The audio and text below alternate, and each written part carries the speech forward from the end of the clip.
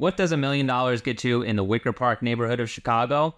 Well, the answer is not as much as it used to. Wicker Park has been on a relatively historic rise as prices continue to appreciate and have been doing so for the last 10 years plus. This video is the first of several to come in which we're going to go through different neighborhoods in Chicago. Lincoln Park, Wicker Park, Logan Square, Bronzeville. Insert your neighborhood here. We're going to talk through what you can actually afford in each one, starting with Wicker Park on the west side, and you might be surprised with what I have to share.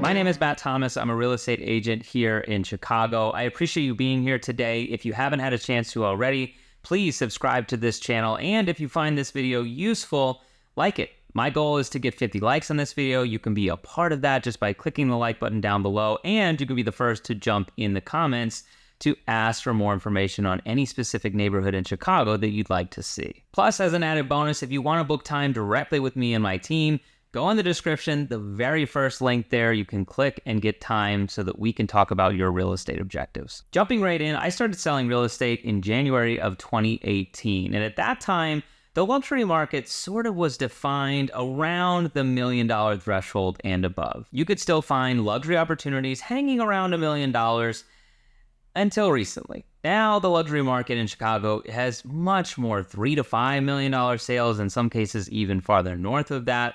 The luxury threshold has moved. It has gone higher than we've expected, and now I'd say many agents don't even consider luxury for anything under 1.5 or even 2 million in the city of Chicago. We're fortunate. We're not quite like New York. It's not $1 million listing every single day. It's not $50 million penthouses. But we are seeing a drastic increase in median sale price across the city, and Wicker Park is no exception. Let's start off with something interesting. Looking at the median sale price in Wicker Park over the last 10 years. Now, it's been a pretty historic rise. Overall, Wicker Park is up 44%, just a tad north of 44% in that 10-year span. There was a time, February 2013, where you could buy a home for $376,000 approximately, and this would be the median sale price regardless of category. This is including townhomes, condos, single-family homes, any inventory type in Wicker Park.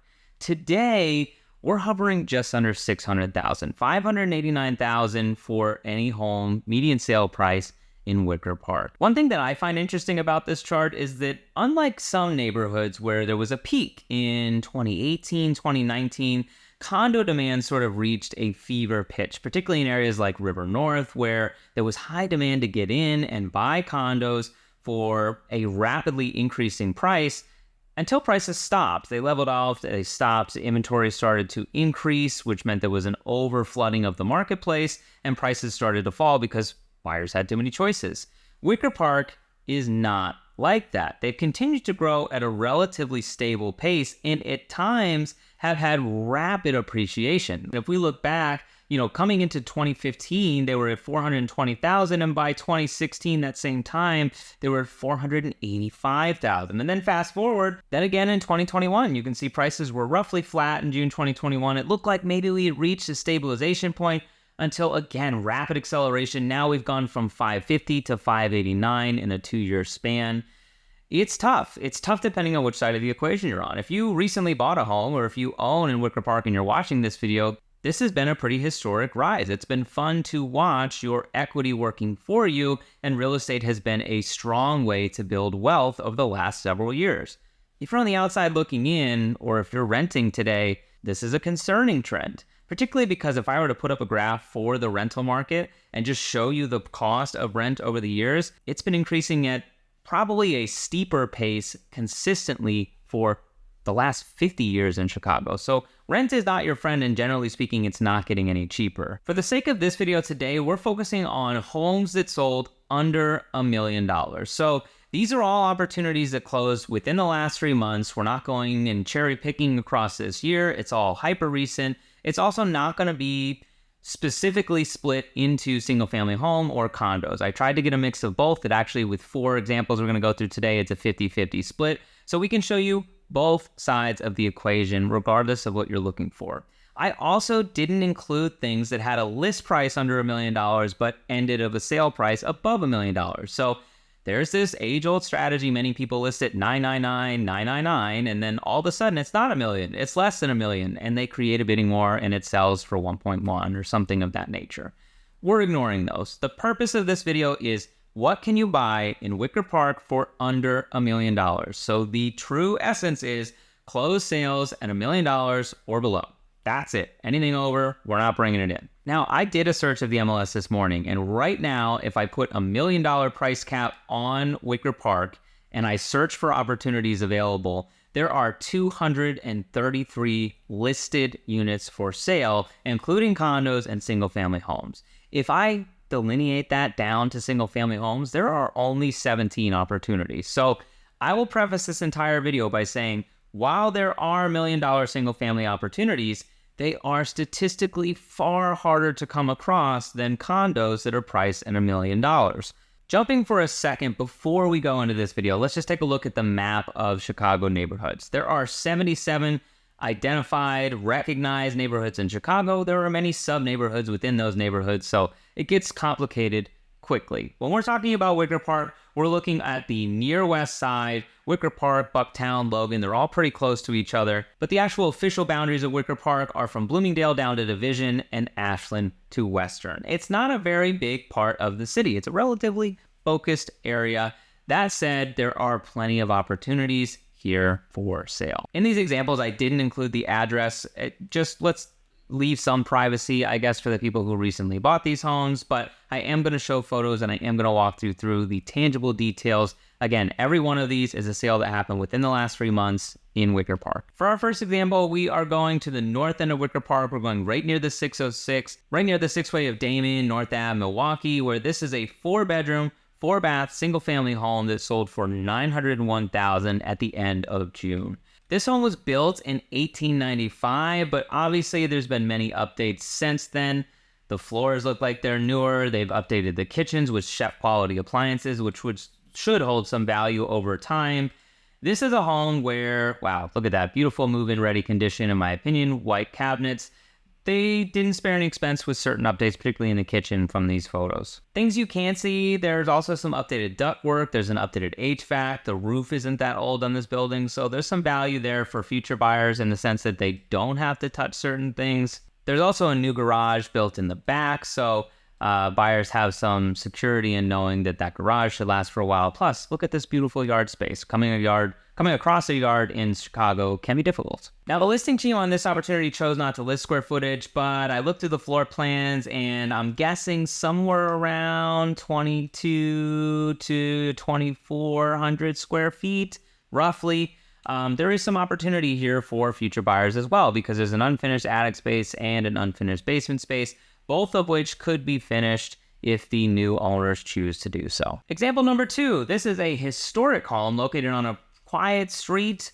In my opinion, this is one where you have a pretty unique setup. You have an entryway in the front. The home is backset on the lot, so you have this private courtyard and front yard that serves in the front of the house. It's beautifully landscaped, well maintained. The home is historic, 1800s, but it's all brick, so it should be standing in good condition. With 3 beds, 3 baths, and over 2,600 square feet of living space, including a finished attic and basement space, there's lots of opportunity here. One thing to point out, the private ground entry level adds a lot of value to this as well. If you're ever thinking about making it an in-law suite, or if you just want to host guests, that adds a lot of value and a lot of possibility in having that private entry. One thing of note in this home, you'll notice that the bedrooms are not all located on the same floor. So for some buyers, that won't be ideal. In this case, there's 2 on the top floor, and then the 3rd bedroom is actually in the basement, so it's separated by 2 floors. If a young family is looking at this home and maybe they have young kids, that might be a deal breaker. An ideal layout for young families, or really most families, is to have all the bedrooms on the same floor so that you don't have to worry about somebody being down in the basement for safety concerns, particularly when they're young. For our 3rd example, we are transitioning to condos. We're moving over now, starting with a condo pretty close to Wicker Park itself. It's a large space, 4 beds, 3.5 baths, spread over 3,000 square feet. Now, this isn't new construction, but it was built in 2020, so it's new-ish construction. Last few years, higher end appliances, higher end floors. Nothing in this home should be wearing, tearing anytime soon. You shouldn't see any deterioration as a new buyer. The builder did choose to use some luxury finishes. You can tell by these photos, this isn't construction quality, so that should hold value more so than a construction quality home over time. And obviously, it's beautiful, it's sleek, and it looks great. I'm sure the new buyers are enjoying the space. The thing that stood out to me most in these photos was this incredible outdoor space. I mean, this is large for the city of Chicago. It's partially covered. You have the gas fireplace outside so that you can enjoy even on a chilly night. This is a true optimal way to enjoy not only the summer, but likely the fall and the spring as well, making the most out of 3 of the 4 seasons that you can in Chicago. Because this is a condo, we introduced the concept of HOAs back into the equation. HOA fees at this condo run for $211, and they only cover water and some common insurance and maintenance. So you will have an electric bill, a gas bill, and cable internet if you choose to do that on top of your HOA fees in this space. You do get a parking space though. Last but not least, we're looking at another condo. This one is true new construction, 2023 completion. They are just now getting ready to deliver this to the buyers. 3 beds, 2.5 bath.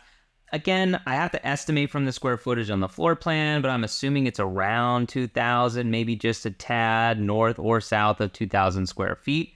But it's a beautiful floor plan, plus you get an additional 400 square feet on a private roof deck upstairs, so you can't negate the value of that all on its own. This is a duplex layout, meaning it is spread across 2 floors. In this case, it's unit 1, so it's the lower layout. The stairs go down to a lower floor where the bedrooms are, and your rear deck is just out the back door here, but they're calling it a roof deck because it actually sits on top of the garage in this case. This is an interesting building, so there are only 2 units. Normally with duplexes, we see they're 1 of 3 in the building. So there's a duplex up top, there's a middle floor that's usually a single floor, and then there's a down floor, which is the duplex down. In this building, you only have the duplex up and the duplex down. This is the duplex down, so you would have neighbors above you. They probably have a roof deck as well. On the actual roof of the building, you have your roof deck on the garage. It's a smaller setup. It makes it a little bit easier for everyone to get to know each other and get along, but obviously you are one of 2 people that carry any common expenses for this building.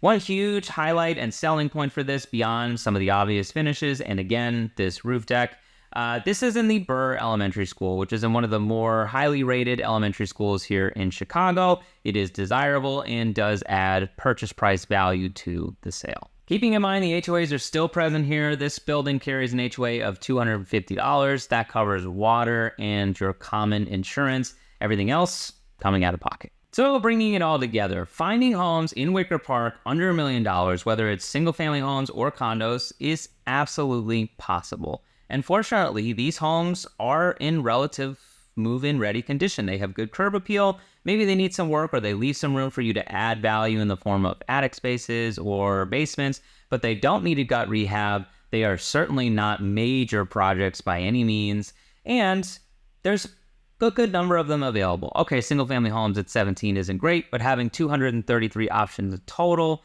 gives you a pretty strong market to go review. If you are focused on new construction or even newer construction, as you see, it runs at a premium. 20 to 25% is a safe bet, maybe more in some cases. You're paying for the quality, you're paying not to worry about the deterioration. In some cases, you're paying to actually get the warranty.